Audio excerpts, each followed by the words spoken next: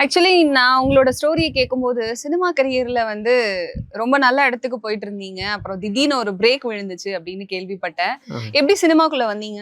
நான் சினிமாக்குள்ள வந்து வரதுக்கு காரணம், சின்ன வயசுலயே வந்து ஊர் மேடையெல்லாம் வந்து டான்ஸ் பண்ணுவேன். சாமி பாட்டு, அப்படியே ஸ்கூல்ல வந்து 48 திறர்கள் அப்படின்னு சொல்லிட்டு நாடகங்கள், பெரிய பெரிய இது ஏதாவது ஊர்ல ஃபங்ஷன் வச்சுட்டோம்னா, முதல் ஆளா போயிட்டு டான்ஸ் பண்ணுவேன். மிமிக்ரிலாம் அப்பயே கொஞ்சம் கொஞ்சம் கத்துக்கிட்டேன்.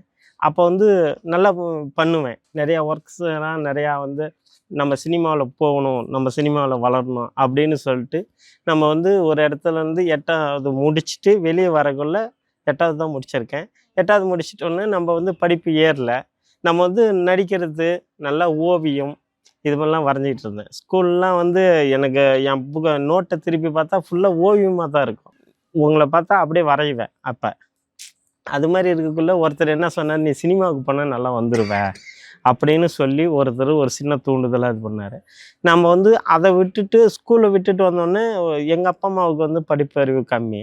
அதனால உடனே என்ன பண்ணிட்டாங்க, "சரி நீ வேலைக்கு போ" அப்படின்னு சொல்லிட்டு எலக்ட்ரிக்கல் ஒர்க்குக்காக கோயம்புத்தூர் போயிருந்தேன்.